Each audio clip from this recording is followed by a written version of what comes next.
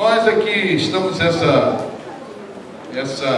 esse mês pregando uma série de mensagens na carta aos Colossenses. A carta aos Colossenses é uma carta escrita pelo apóstolo Paulo na companhia de Timóteo aos cristãos que viviam nessa cidade. E carta, quando a gente escreve, sempre tem algum motivo, não é? Quando você hoje manda um e-mail, manda um WhatsApp, uma mensagem, você sempre tem algum motivo para escrever, você quer expressar alguma coisa. E essa carta, Paulo estava preso na cidade de Roma. Paulo foi um dos grandes missionários do Novo Testamento e que muitas vezes esteve preso por pregar o Evangelho. Muitas vezes ele esteve preso pelo seu amor a Cristo. No Brasil, nós não temos noção do que é ser perseguido por causa do Evangelho. Mas hoje, exatamente nesse momento que nós estamos aqui reunidos, tem crentes morrendo no mundo por causa do Evangelho. Tem gente nos países fechados sofrendo terrível perseguição por causa do Evangelho. E Paulo então estava preso em Roma e ele escreveu essa carta para essa igreja. E ele começa essa carta, eu já preguei nesse capítulo, nessa parte inicial, ele começa essa carta enfatizando as coisas boas que tinha naquela igreja. Aquela igreja tinha muitas qualidades, era uma boa igreja. Ele começa então, ele do capítulo 3 até o versículo 3 até o 6, ele dá ação de graças por aquela igreja. Paulo vai falar de uma coisa fundamental na vida de uma pessoa e na vida de uma igreja. É um tripé. Você está sentado aí nesse banco, e esse banco que você está sentado, que eu saiba ainda não quebrou. Quebrou? Não, está aqui há anos, né? O tripé é forte, cada pé desse aí é forte. E uma igreja, e uma vida, uma pessoa, ela é sustentada num tripé, que é a fé, o amor e a esperança. O tipo de fé que você tem, ou ele é um tripé forte, ou ele pode ser parte de um tripé muito fraco, que no momento mais importante da vida, esse tripé vai quebrar. Ou pode não quebrar se essa fé for verdadeira. Paulo diz, Paulo elogia aquela igreja pela fé, pelo amor e pela esperança. Então toda vida precisa ser firmada nesse tripé, a fé. Imagina se você senta nesse banco, um dos pés quebra. Dependendo da tua fé, vou repetir, no momento mais importante da vida, ou no momento derradeiro da vida, pode não significar nada e quebrar. Paulo elogia também o amor que eles tinham uns pelos outros, e eles tinham um amor para com todos ali naquela igreja, aqueles irmãos. E esse amor era fruto de quê? Não era uma coisa natural, era uma manifestação sobrenatural do Espírito Santo de Deus na vida deles. É muito ruim amar quem não é comum. Amar quem para a gente é identificado com a nossa maneira de pensar, de viver, é fácil, mas amar os que são diferentes de nós é diferente, mas não é fácil. Mas Paulo diz que naquela igreja eles amavam a todos. Nós precisamos muito desse tripé. E eu duvido que tenha uma pessoa nesse lugar que não precise desse tripé a partir de mim. Amar a todos. O amor é uma questão fundamental na vida, mas não é esse amor fruto de um sentimento apenas, não é um sentimento, é um amor gerado por Deus na vida da gente. E a terceira coisa que aquela igreja tinha que ele elogia é a esperança. A esperança.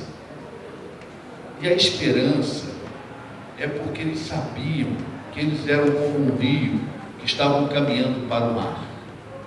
E o mar, sabe qual era? Era o alvo da vida deles, que Deus tinha um alvo para a vida deles. Que nós estamos caminhando nesse mundo, mas Deus tem um alvo para a gente. Vai chegar o momento, o reino de Deus, ele começou nesse mundo quando Jesus veio. Quando Jesus veio, o reino de Deus foi iniciado. Por quê? Porque agora você pode vencer o pecado. Você pode se libertar do poder do pecado. Você pode vencer a morte, mas não plenamente. Mas vai chegar um dia que todos os poderes da terra que são contrários à vontade de Deus vão cair. Vai chegar um momento que nós não teremos nem lágrima, nem dor, nem choro, e é para lá que Deus quer levar. Ele já está levando o seu povo e quer levar você também, porque isso é para todos uma rica esperança. Então é muito bom viver nesse mundo, mas na certeza que eu estou caminhando para o alvo de Deus na minha vida. É muito bom viver nesse mundo, porque tem luta, tem dificuldade, mas eu saber que eu estou caminhando como um rio caminha em direção ao mar. A minha vida está caminhando para o momento de Deus, esse momento universal de Deus na história. Estamos caminhando para lá. E aí, essa carta, ele vai falar sobre isso. Depois ele vai falar sobre como aquela igreja multiplicava o evangelho. Isso eu falei hoje de manhã. Ele disse no versículo 6 que eles fizeram com que o evangelho fosse espalhado por todos os lugares. O evangelho é o maior poder na face da terra. Não tem nada na face da terra mais poderoso que o evangelho. A Bíblia diz que o evangelho é o poder de Deus para a salvação de todo aquele que crê. Onde o evangelho chega, coisas extraordinárias podem acontecer. Se você deixar o evangelho chegar na sua casa, coisas extraordinárias podem acontecer. Se você deixar o evangelho chegar na sua vida, coisas extraordinárias podem acontecer. Coisas tremendas, porque Paulo diz que ele é o poder de Deus para a salvação de todo aquele que crê. Então, ele é a força mais poderosa que tem na face da terra, e por isso eles entenderam isso, e eles pregavam o evangelho. Quantos aqui já creram no evangelho, já receberam o evangelho? Levanta a mão. Quantos? Levanta a mão, bem alto para eu ver. Não, baixinho assim é coisa de quem está com timidez. Bem alto, pode baixar. Quem veio de manhã já sabe o que eu vou fazer. Eu tenho uma notícia para dar para vocês. O evangelho não é só para ser aceito. O evangelho é para ser anunciado. E eles naquela cidade tiveram essa convicção que o evangelho é para ser aceito, sim, mas é para ser anunciado. Então hoje de manhã nós fizemos essa reflexão sobre isso, mas é só para dizer o seguinte: Paulo escreveu para essa igreja porque havia algumas correntes, umas tendências, uma corrente religiosa, filosófica, conceitos de espiritualidade naquela cidade que não estavam de acordo com a vontade de Deus. Existe um ditado que poucas coisas no mundo são mais diabólicas do que esse ditado que eu vou falar para vocês. Poucas coisas são mais diabólicas do que isso. É um ditado que diz que todos os caminhos levam a Deus. Isso é do diabo, irmãos. Paulo escreve essa carta porque tinha tendências e correntes filosóficas e religiosas em Colossos que não estavam de acordo com o plano de Deus, e as pessoas estavam sendo ameaçadas, e alguns até aderindo e se desviando dos propósitos de Deus. Se eu te perguntar, se eu chegar para você e perguntar assim: você crê que existe uma força do mal atuando no mundo? Você pode dizer que sim ou não. Mas se você crê, e eu vou me dirigir a você que crê, porque a Bíblia diz que existe,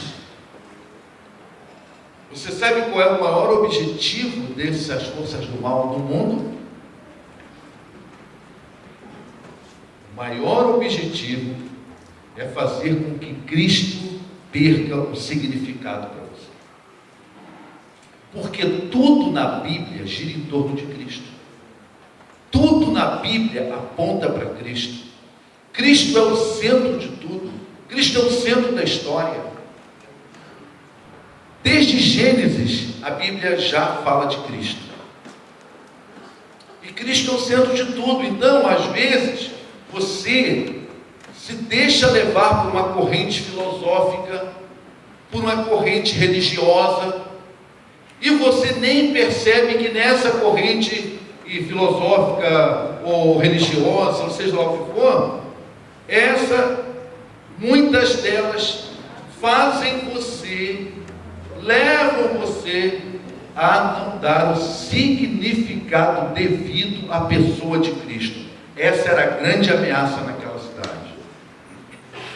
E aí Paulo escreve, semana que vem de manhã, eu vou pregar no texto seguinte, que eu vou pregar agora, que vai falar exatamente sobre a supremacia de Cristo, de manhã, que esse mês que vem.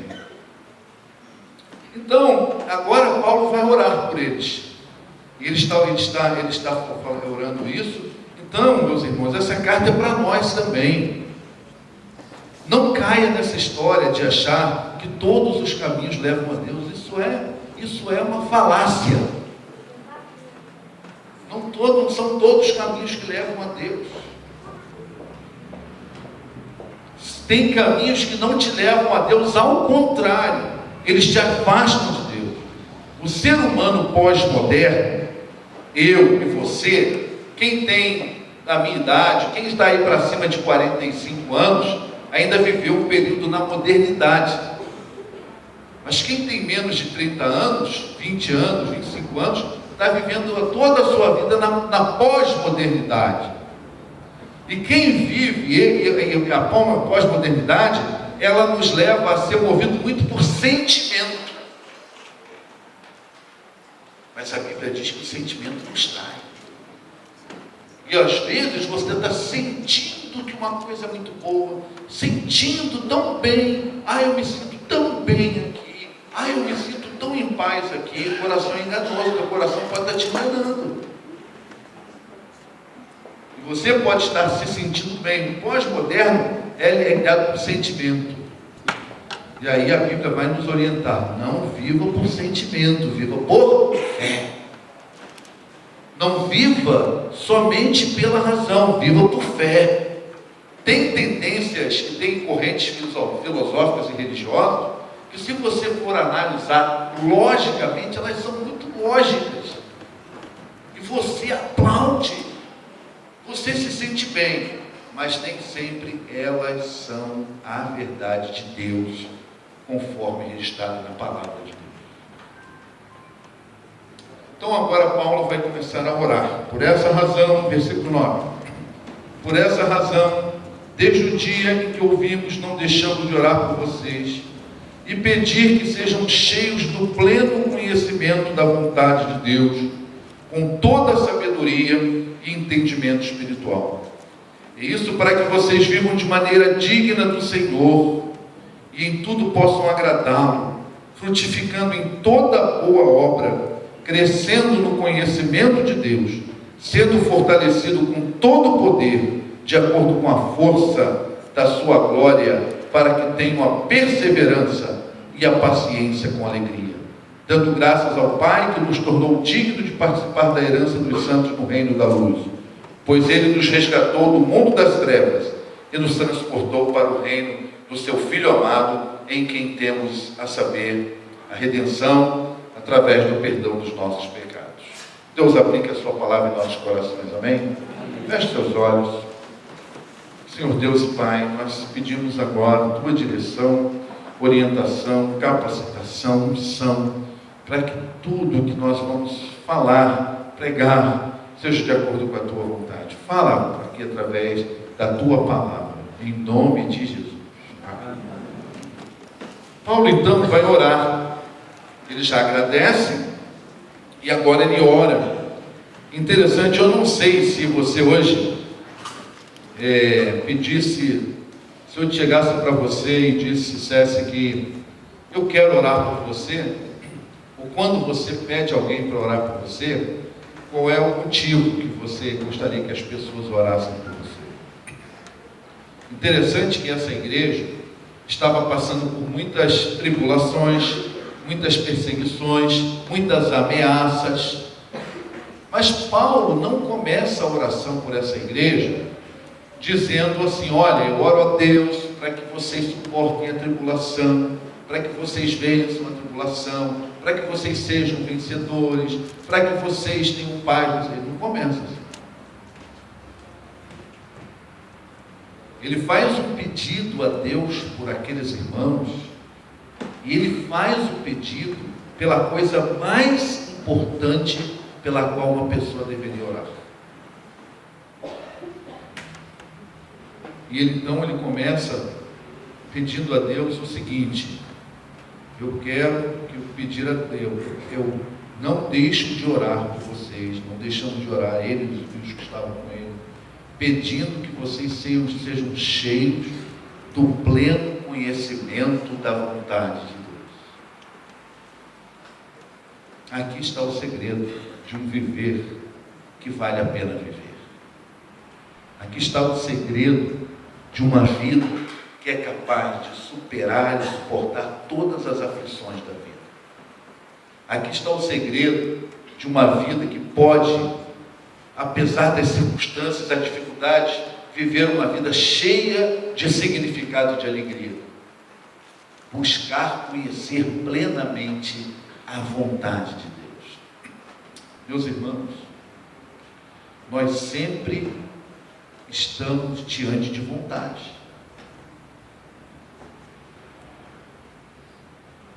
Em Colossos, na cidade de Colossos, havia muitas tendências, e havia principalmente duas correntes do gnosticismo e do judaísmo, trabalhando, lutando para que as pessoas seguissem à vontade deles, se submetessem à vontade deles. Dia a dia, nós estamos lidando com situações, com pessoas que o desejo é que nós façamos a vontade. Nossa vontade está o tempo todo envolvida na nossa vida. O pastor Rousseau Chet, ele menciona que sempre estamos diante das atraentes e convincentes vontades contrárias daquilo que Deus quer para nós. O tempo todo. Nós, o tempo todo, lidamos, por exemplo, com a vontade da nossa carne, que nem sempre está de acordo com a vontade de Deus para nós. A Bíblia diz que nós temos três grandes inimigos que lutam contra nós: a carne, o diabo e o mundo. A vontade do mundo significa todos os princípios e valores reinantes neste mundo, todas as ideologias, filosofias, tendências, todos os pensamentos de uma época que contrariam os princípios de Deus. Isso é o mundo. Na Bíblia, o mundo não é a serra, não é a praia, não é nada físico.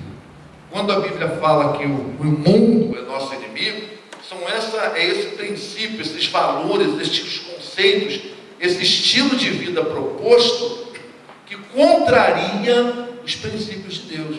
Então o mundo quer que nós façamos a vontade dele. A nossa carne quer que nós façamos a vontade dela. E o diabo quer também que nós façamos a vontade dele. Então Paulo ele vai orar, está orando para que esses crentes conheçam a vontade de Deus. Ele está dizendo: olha, que vocês conheçam plenamente a vontade de Deus. porque o resultado de conhecer a vontade de Deus é tremendamente maravilhoso na vida de uma pessoa. E esse texto fala disso. E o maior exemplo de quem cumpriu a vontade de Deus foi Jesus Cristo. Jesus Cristo, ele foi o nosso grande exemplo em tudo. Jesus Cristo, ele está sempre, ele enquanto veio aqui ao mundo, ele veio para fazer e realizar a vontade de Deus. O Pai trabalha até agora, e eu trabalho também. Agora Deus me põe a trabalhar, não faço nada por minha própria iniciativa, mas fico observando o Pai para fazer aquilo que Ele está fazendo e aquilo que Ele está mandando. Então Jesus Cristo é o nosso grande exemplo, né? Então é impossível fazer a vontade de Deus se não passar por Jesus Cristo primeiro. É impossível fazer a vontade de Deus plenamente, fazer a vontade de Deus plenamente, se a gente não conhecer a Deus. Eu posso fazer a vontade de Deus mesmo sem conhecê-lo, mas não plenamente. Para eu fazer a vontade de Deus plenamente, como Paulo pediu, eu preciso conhecer Deus mais intimamente. Mas não há como conhecer Deus intimamente a não ser por Jesus. E o próprio Cristo disse que nós só temos acesso ao Pai por Ele. A Bíblia diz que só tem uma pessoa na história que pode ser mediador entre Deus e os homens: Jesus Cristo. A palavra de Deus vai dizer que só há um mediador entre os homens: Jesus Cristo, esse mediador no qual nós somos salvos. Na história, de acordo com a palavra de Deus, não há nenhum ser humano, por melhor que tenha vivido nessa terra, não é capaz de mediar, de fazer mediação entre nós e Deus. Só quem faz mediação entre nós e Deus é Jesus Cristo. Então, como é que é o seu nome? É o seu, esse bonitão de gravata. Ele comprou essa gravata lá nos Estados Unidos só para vir aqui na igreja hoje. Cícero. Eu tive que perguntar o nome dele. Eu nem sabia o nome dele. Eu não sei onde ele mora. Se alguém aqui na igreja falar: pastor, o Cícero está aí hoje, vamos dar um presente para ele, porque ele comprou aquela gravata lá nos Estados Unidos só para vir aqui hoje. Vamos dar um presente para ele, vamos dar uma camisa para ele. Qual é a cor que ele gosta? Não sei. Eu não tenho relacionamento com ele. Por isso, não posso agradá-lo plenamente. Posso agradar sim, cumprimentando, rindo para ele, só superficialmente. Mas não basta fazer a vontade de Deus superficialmente. A vontade de Deus tem que ser feita plenamente. Eu não posso fazer a vontade do Cícero plenamente, porque eu não tenho relacionamento com ele. Fique em pé, irmão, aqui, por favor. Aqui entre eu e ele. Como é que é mesmo o nome dela? Noemi. Noemi chega para mim e diz: não, mas eu sou esposa dele. Eu conheço bem ele, pastor. Eu posso aproximar vocês dois. Eu posso contar para o senhor tudo que ele gosta. Eu posso dizer para o senhor onde ele mora. Ele mora lá comigo. Eu posso dizer o que ele gosta de fazer, as coisas que ele prefere. Eu estou aqui tentando ilustrar para que você entenda mais ou menos como funciona com Deus. Para eu agradar, estou fazendo uma ilustração. Para eu agradar o Cícero, ela serviu de mediadora para que através dela eu soubesse o que o Cícero gosta. A relação do homem com Deus é assim. Para eu saber o que Deus gosta, só através do Filho, representada por ela. Por quê? Porque o Filho conhece perfeitamente o Pai. E através do Filho, eu posso conhecer as vontades do Pai. Pode sentar. Então é impossível o ser humano conhecer plenamente a vontade de Deus, a não ser através de Jesus Cristo e o que está registrado na sua palavra. Esse é o caminho. Então, quando Paulo está orando aqui, ele está falando para nós que conhecer a vontade de Deus não é apenas ouvir falar de Deus. Para conhecer a vontade de Deus, eu preciso conhecer Deus intimamente. E o pecado, meu pecado, ele evitava que eu pudesse conhecer Deus intimamente. Ele era uma barreira. Quando Cristo morreu pelos meus pecados, ele rompe essa barreira. E agora, quando eu deposito a minha fé em Jesus Cristo, eu rompi a barreira para que, através dessa morte e ressurreição de Cristo, eu pudesse acessar a Deus para saber o que Deus gosta e como eu posso fazer a vontade dele. Não é através da igreja. A igreja ajuda. A igreja vai ajudar você a conhecer Deus e a vontade de Deus. A igreja é um instrumento que Deus vai falar através da igreja. Deus fala através da igreja, Deus fala através da Bíblia. Mas não é a igreja, é Cristo. É Cristo. Então, para conhecer a vontade de Deus, fazer a vontade de Deus, não basta ouvir de Deus, não basta um conhecimento superficial de Deus. E conhecer Deus não é também conhecer a Bíblia apenas. Tem muita gente que conhece tudo da Bíblia. Eu dou uma notícia para você, se você não sabia. O diabo manja de Bíblia pra caramba. Não tem nenhum teólogo na face da terra que sabe mais de Bíblia do que o diabo. Mas não adianta saber. Esse conhecimento de Deus não é um conhecimento de um postulado teológico, de uma doutrina religiosa. O conhecimento de Deus é vivencial, é prático, não é algo especulativo, é uma experiência de vida com Deus, é viver com Deus, é andar com Deus, é se entregar a Deus, é colocar Deus como Senhor da vida, é deixar Deus governar a vida. Então, esse conhecimento que ele está falando é isso, né? E conhecer Deus implica amar a Deus, implica em obedecer a Deus, porque você, para se relacionar profundamente com alguém, você tem que amar alguém. E para você conhecer Deus, você tem que amar a Deus, para se relacionar com Ele, conhecer a vontade dEle. E à medida que a gente vai conhecendo a vontade de Deus, vai desfrutando das bênçãos de Deus, das promessas de Deus, né? E vai continuamente conhecendo ao Senhor. A vida cristã, a vida é um constante conhecer da vontade de Deus. Então veja bem, o que Paulo está falando nesse pleno conhecimento da vontade de Deus, eu vou conhecendo mais plenamente a Deus. Esse conhecimento de Deus é diretamente proporcional ao grau de intimidade que eu tenho com Ele.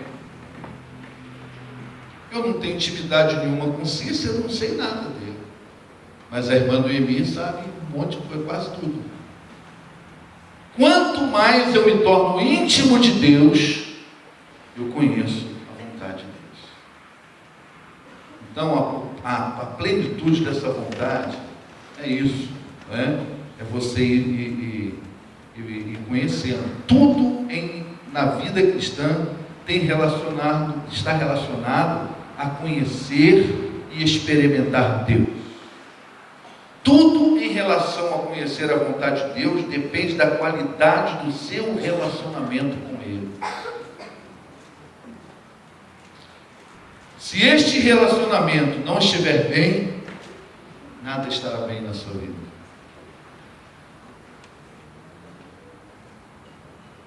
Porque a vontade número 1 que a gente deve seguir na vida não é a vontade do mundo, nem da carne, nem do diabo, nem de nós mesmos.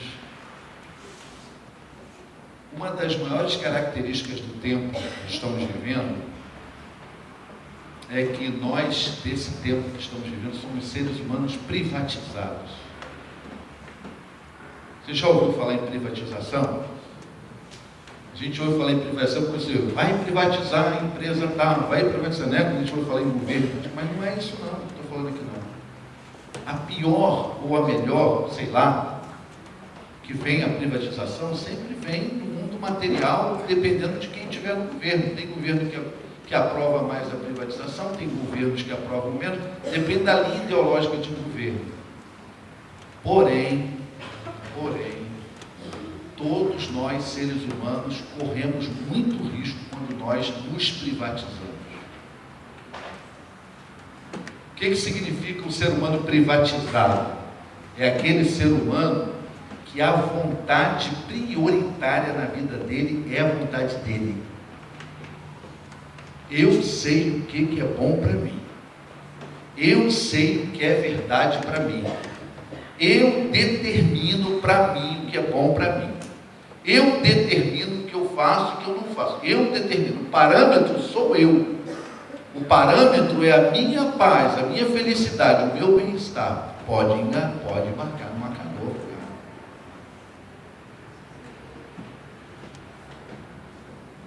A melhor coisa para você não é a sua vontade, a melhor coisa para você é a vontade de Deus para você. Eu, como pastor, ao longo desses anos, lidei com algumas pessoas que passaram um perrengue. Paranaense sabe o que é perrengue, sabe? Perrengue, uma luta, porque a vontade de Deus significava um sacrifício muito grande da vontade deles. E eles lutaram com isso, lutaram. E aí, pastor, mas é uma batalha. E lutavam, mas optaram por sacrificar a sua vontade de fazer de Deus. Se eu pudesse trazer uma pessoa por uma dessa aqui, que foram minhas ovelhas ao longo do meu ministério, dizer, valeu a pena? O que você é hoje, o que você era naquela época, valeu ou não valeu? Eles vão dar pulo de ninguém, mas claro que valeu. Claro que valeu. Então, Paulo está falando aqui de algo que é fundamental na vida da gente. É entender que vale a pena pagar o preço para fazer a vontade de Deus. Jesus, nos evangelhos, o que diz Jesus Cristo lá? Aquele que quiser salvar a sua vida, esse a perderá. Mas aquele que perder a sua vida por amor a mim, esse a salvará. Na prática, sabe o que é? Aquele que estiver disposto a perder a sua vontade para fazer a minha, esse achará. Mas aquele que achar, aquele que pensar, que está achando, que está se dando bem por fazer a dele e não fazer a minha, esse a perderá. Não é ganhar, fazer a vontade sua e deixar de Deus de lado, mas isso é perder. Isso é perder. Isso é perder. Ganhar é você estar disposto a sacrificar a sua vontade para fazer a vontade de Deus. Renunciar à sua vontade para fazer a vontade de Deus.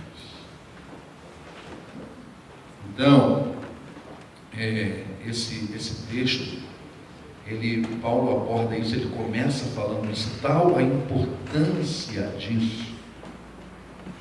Pastor, como é que eu sei a vontade de Deus? Primeiro, tudo que está revelado na palavra de Deus é a vontade de Deus. Todos os ensinamentos de Deus é a palavra de Deus, é a vontade de Deus. Então, qual é a vantagem de você conhecer muito a Bíblia? Quando eu começo a ler a Bíblia, tem algumas coisas que eu não preciso nem orar, eu já sei que é a vontade de Deus. Está lá na Bíblia. Então eu já evito essas coisas, já vou procurar não fazê-las, porque na Bíblia está registrado, que é a palavra de Deus. Mas se tem alguma circunstância, uma decisão que você vai tomar, para você saber qual é a vontade de Deus, no sentido mais restrito, com relação à sua vida, aí, o que vai te ajudar muito nisso, vou falar daqui a pouco. mas falando um pouquinho agora, vai se relacionar com o grau de intimidade com Ele, do relacionamento de amor. Olha bem para mim. O principal propósito da vinda de Jesus Cristo ao mundo foi permitir a todos os homens que tenham um relacionamento de amor com Deus. Se eu te der o microfone aqui para contar as bênçãos, você pode sair contando um monte. Jesus me deu isso, me deu aquilo, mas veja bem. Se se a sua fé em Jesus não está levando você a um relacionamento com Deus, de amor e de intimidade, essas bênçãos aí na eternidade não vai valer nada. Não viva nessa vida em função de correr atrás de bênção, mas em correr atrás de um relacionamento com o Deus da bênção. Não queira a bênção em primeiro lugar, queira Deus, queira se relacionar com Ele. E é isso, eu já falei, é através de Cristo. É Cristo que é o mediador. É Ele que pagou o preço pelos nossos pecados. Então nós precisamos entender isso. O pastor Hernando Dias Lopes, eu gosto muito dele, é um pastor presbiteriano. Ele escreveu assim: não conhecemos a Deus e sua vontade pelos atalhos do misticismo. Tem muita gente buscando atalho. E muita gente se submete ao misticismo para querer um atalho. Nem conhecemos a Deus pelos labirintos das religiões de mistério, nem pelo conhecimento esotérico, como ensinavam os gnósticos em Colossos. A plenitude do conhecimento de Deus não é para uma elite espiritual, mas está disponível para todos que piedosamente resolverem se aproximar dele, através de Jesus Cristo. Todos. Então, eu quero hoje, nesse momento aqui, dizer para você só mais uma coisa nessa mensagem. E para dizer que tem... pastor, o que eu preciso então? O que eu preciso para que eu possa ter esse conhecimento da vontade de Deus? Buscar a vontade de Deus? Bom, primeiro, não é possível sem Jesus Cristo. Mas agora vamos partir do suposto que todos nós somos crentes em Jesus Cristo, já recebemos Jesus Cristo. Então Paulo vai dar uma dica para a gente. Ele vai dizer assim: sejam cheios da vontade de Deus, com toda a sabedoria e entendimento espiritual. Você que já tem Jesus como Salvador, você que ainda não recebeu a Cristo como Salvador, você precisa desenvolver um relacionamento com Deus por Cristo. Quando Jesus, em Lucas 19:10, ele disse assim: eu vim buscar e salvar o que se havia perdido. Essa palavra perdido, traduzida para o português, ela não transmite bem a ideia do que Jesus está falando. Porque quando a gente fala, se eu falar que você é perdido, tu olha para mim: qual é, pastor? Está pensando o que de mim? Não é? A gente logo associa perdido a uma coisa devassa, uma coisa imoral. Não, o que ele está falando aqui de perdido é aquele que não está no lugar que deveria estar com relação a Deus. Esse é o perdido. O perdido é aquele que não está relacionando com Deus no grau de intimidade que deveria estar. Aí Jesus diz: eu vim buscar e salvar, para pegar você e colocar você no lugar certo com relação a Deus. Você que está aqui nessa noite, eu queria convidar você nessa noite a você tomar essa decisão. Você não precisa começar um relacionamento com Deus diferente, para que eu possa entender a vontade de Deus para a minha vida, para que eu possa cumprir a vontade de Deus, porque os reflexos da vontade de Deus não vão ser só aqui, vai refletir na eternidade. Mas para quem já tomou essa decisão, aí Paulo vai dar a dica. Ele vai dizer: se você quer realmente cada dia ter mais conhecimento da vontade de Deus, depois que já é um crente em Jesus Cristo, você precisa ter sabedoria. Você precisa de sabedoria. E sabedoria, ela está ligada não à sabedoria humana, não ao conhecimento, não à intelectualidade. Ela está ligada a alguma coisa prática. Sabedoria, ela está ligada à prática vivencial. Sabedoria é como aplicar as verdades de Deus no meu dia a dia. O que é uma pessoa sábia? Não é aquela que se formou em PhD, não sei o que, pós-doutorado, não. A pessoa sábia é aquela que sabe aplicar as verdades de Deus no seu dia a dia. É prática, é vivencial. Tem pessoas que não conhecem, não sabem nem assinar o seu nome, e são pessoas sábias. E tem gente formada com doutorado fora do Brasil, mas que são pessoas que não são sábias. Então, quanto mais sábio. Agora, o que a palavra de Deus nos diz lá em Tiago? Que essa sabedoria, ela vem de Deus. E Deus dá a todos que a pedem, a querem. Senhor, eu quero sabedoria. Essa sabedoria para eu entender no dia a dia como eu aplico. Ela é prática, é vivencial. Sabedoria, o sábio é aquele que vê a vida como Deus a vê. O sábio é aquele que tem as prioridades que Deus quer que ele tenha. O sábio aplica o conhecimento da vontade de Deus às situações mais variadas da vida. A segunda dica que ele diz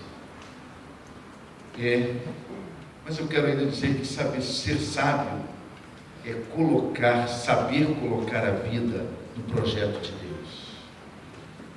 E aí ele vai dizer também que nós temos que ter discernimento. Bem juntinho, discernimento com sabedoria. Discernimento é a capacidade de ler, ter aquele olho clínico, espiritualmente falando, para ler o que está acontecendo, para saber entender o que está acontecendo e aplicar todos os princípios de Deus em cada coisa que está acontecendo, a fim de não se deixar arrastar pelas circunstâncias da vida.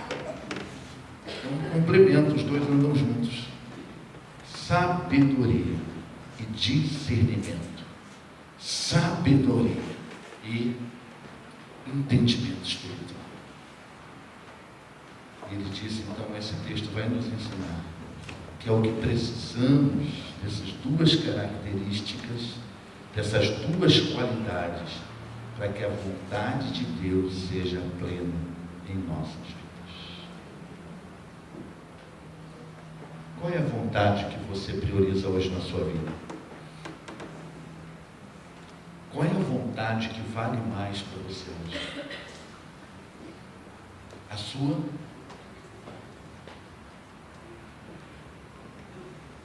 A do seu marido? A da sua esposa? A da sua ideologia política?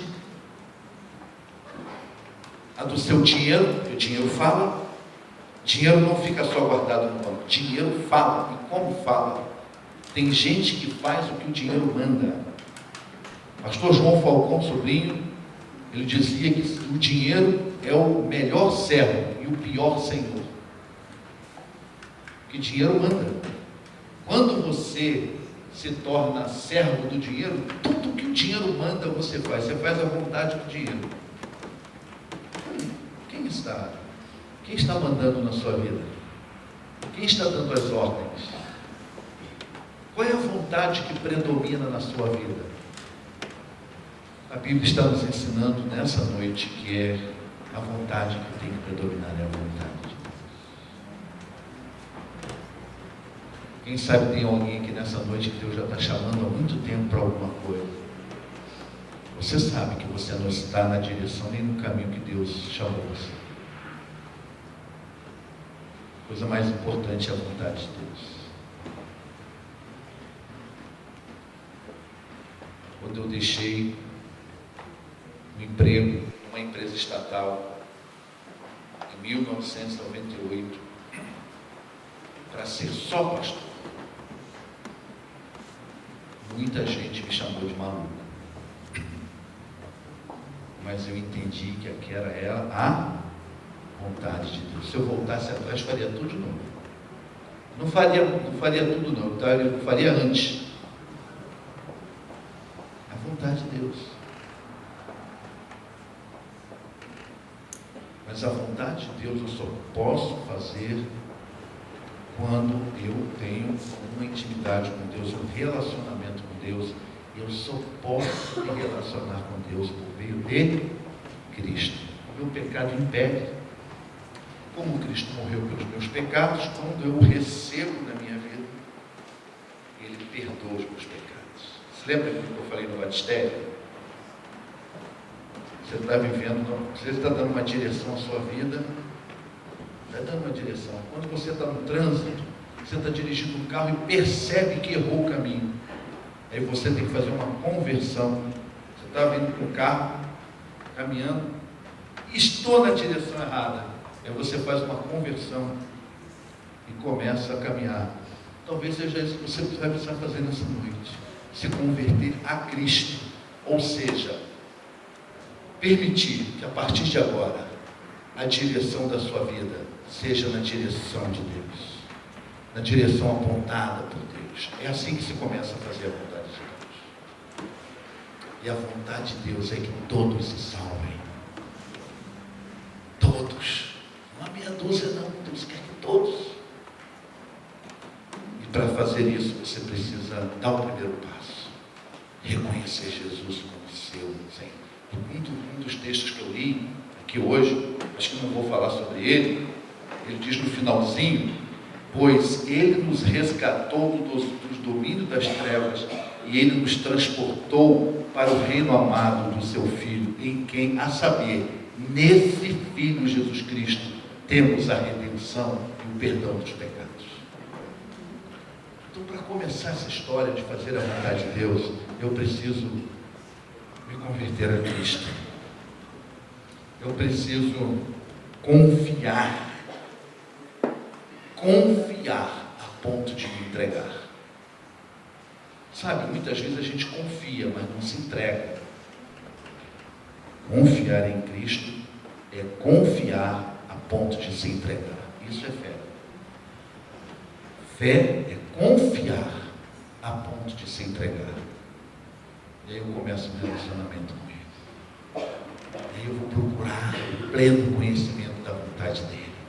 Vou pedir sabedoria. Vou andar num relacionamento tão íntimo que eu vou ter discernimento espiritual. Tem muita gente derrotada por falta de discernimento espiritual. Quando tinha que tomar alguma decisão da vida, não teve discernimento. Não soube discernir e deu um passo errado.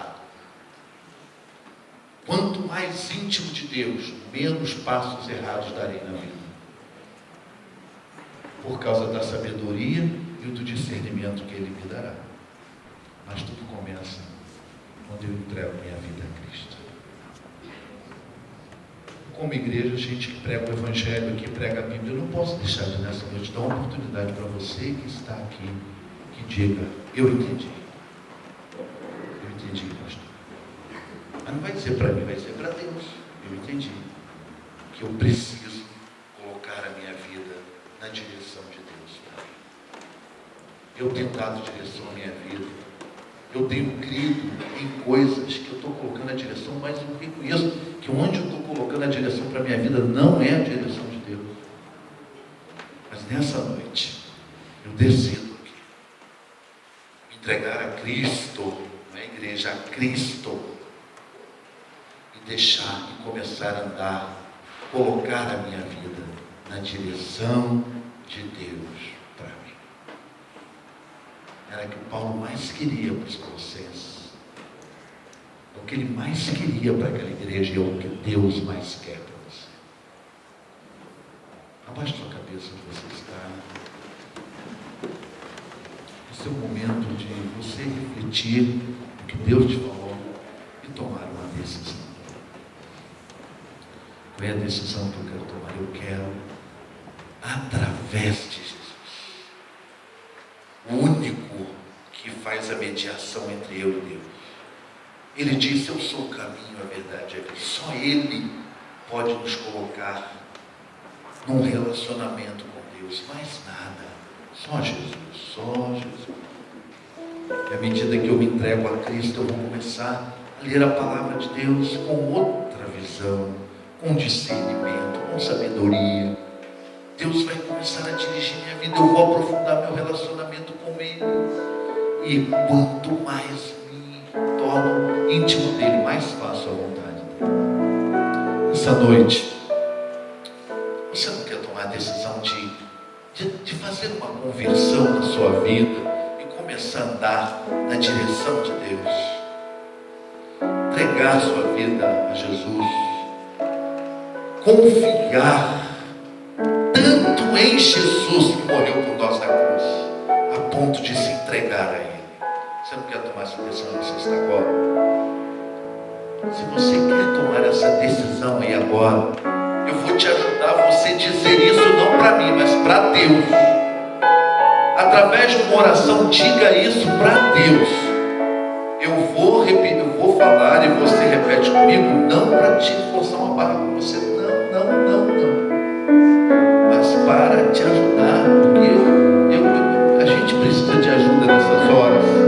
Porque a vontade do mundo, a vontade da carne, a vontade do diabo, não é que eu não ande com a minha vida na direção de Deus. Mas a vontade de Deus é que eu ande, então eu quero te ajudar a caminhar na direção da vontade de Deus. Se você entende isso aí no lugar onde você está, olha Deus, agora eu vou te ajudar nessa oração. Diga em voz baixa ou em pensamento para Deus, diga assim: Senhor Deus, eu creio que Jesus morreu por mim na cruz do Calvário. Senhor, eu quero nesta noite caminhar a partir de agora na direção do Senhor para a minha vida. E eu entendo, Senhor, que é por Jesus que eu posso fazer isso. Por isso, eu convido Jesus agora. Entra na minha vida, Jesus. Perdoa os meus pecados e me dê a tua salvação.